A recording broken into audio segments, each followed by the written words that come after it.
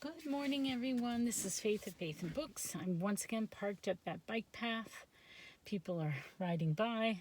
I tried to make a video in my garage this morning. I thought, this will be safe. I'll just make this in the garage before I run out for my Saturday morning errands.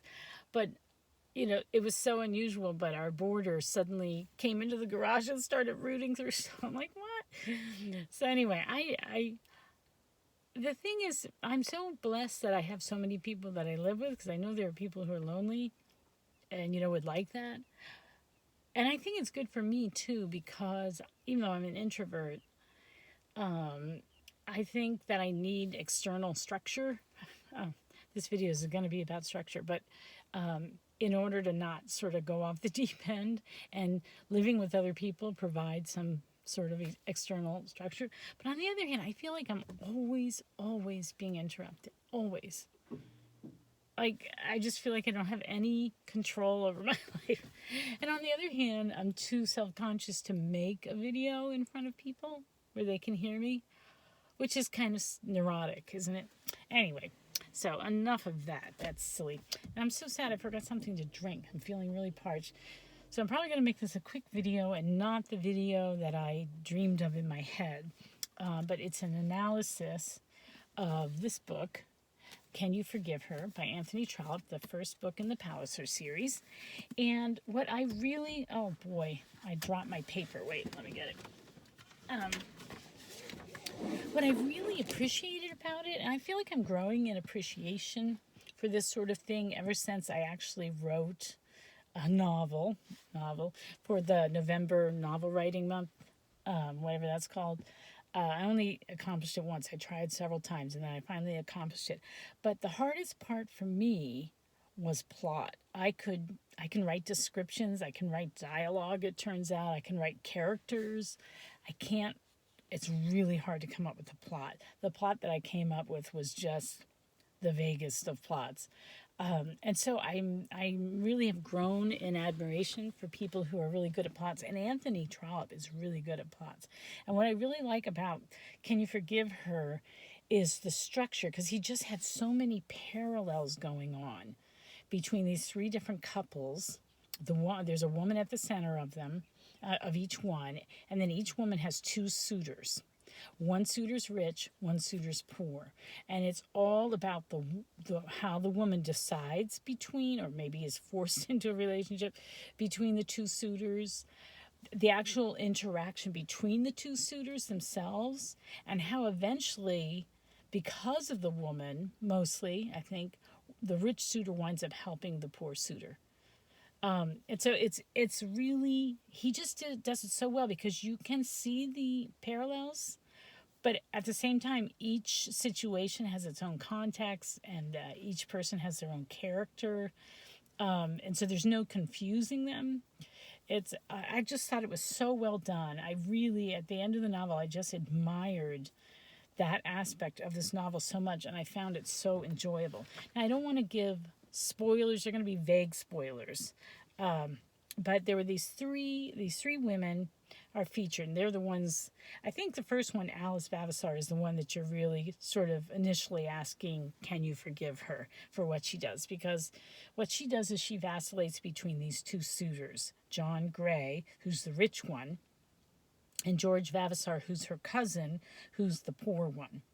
And she is not rich. The other two are rich, but she is not rich, but she's got enough that she can be independent.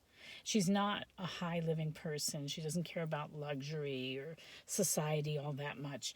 And so she's fine. She's happy. She's content with what she's got. And then there's Mrs. Greenough, who was a very attractive woman who, for whatever reason, married late, and she married a rich old man who died after 5 years, and she is having the time of her life in her early 40s, just having fun with these men who want to marry her basically for her money.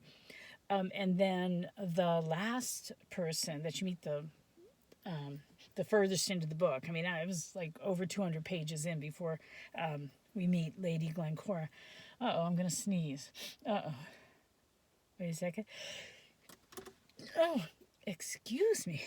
All right. Hopefully that's the only one. Anyway, God bless me. So anyway, the third lady is Lady Glencora. She's the youngest of them all. Alice is 25. Mrs. Greenow, I think, is in her early 40s. And Lady Glencora, when she is forced into a marriage, is, I think, about 19. And she's about 21 at the time of the book. So, and she's got two suitors, Plantagenet Palliser, who she marries. Now, he was rich, but not as rich as her. She brought more money to the marriage than he did. So his marriage to her allowed him to be like, upper echelon rich in society. And her other suitor was Burgo Fitzgerald. And he was a poor but very handsome guy who doesn't really have a career, doesn't seem to be going anywhere. He's just one of those guys who gambles and drinks and likes to go fox hunting and that sort of thing. He doesn't have any money. He wants to marry somebody rich.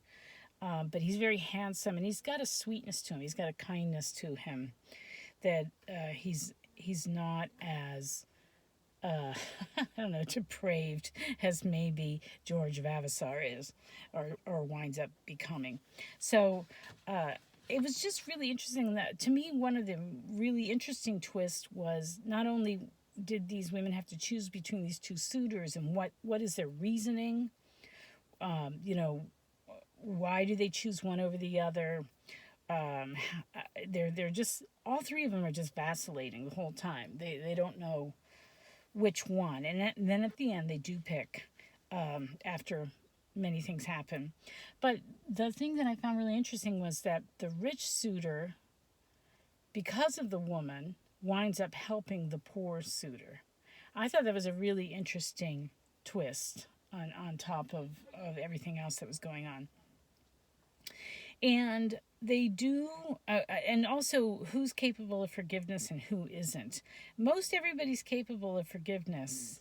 And some people really, a couple of the men, really rise to heroic levels of forgiveness.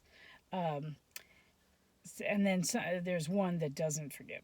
But there's just so many parallels. And if you read the book, looking at it through that light, they just pop up. It's so clever. I found it so clever. And then there were two more women that needed forgiveness, and they were Kate Vavasor, George's brother, and Alice Vavasor's cousin and best friend, and Lady Monk. They also do pretty egregious things that need forgiving. Kate does it because she also has been deceived, and her attachments cloud her judgment. So she is forgivable. There's another one where it isn't, it's Lady Monk. It isn't developed at all. Somebody's pulling it next to me. But there is another woman who I thought was pretty egregious, did some pretty egregious stuff too. So anyway, I just thought it was a really interesting story because of all the parallels, and I really enjoyed it. I even charted it out a little bit. These people are getting out to go bike riding. Yeah, so I even made a little chart which I hardly ever do. But so that's my very brief, in my head I had gone into so much detail and the complexity and everything, but I'm just not going to be able to get it out here. So we have a guy and his son about to go biking. Anyway, and I've got to go grocery shopping. So that's it. I hope it was coherent. Probably not. But I highly recommend Can You Forgive Her? I have started the next book, Phineas Finn, which is far more political. And I don't know if I'm going to enjoy it as much because I'm just not that into all the politics. There is some politics in Can You Forgive Her? But mostly it's about these relationships. So, all right. Well, that's it from me. I hope you're doing well. Happy reading. And I guess this is my last Victober post. So, yeah. So, till next year. Bye-bye.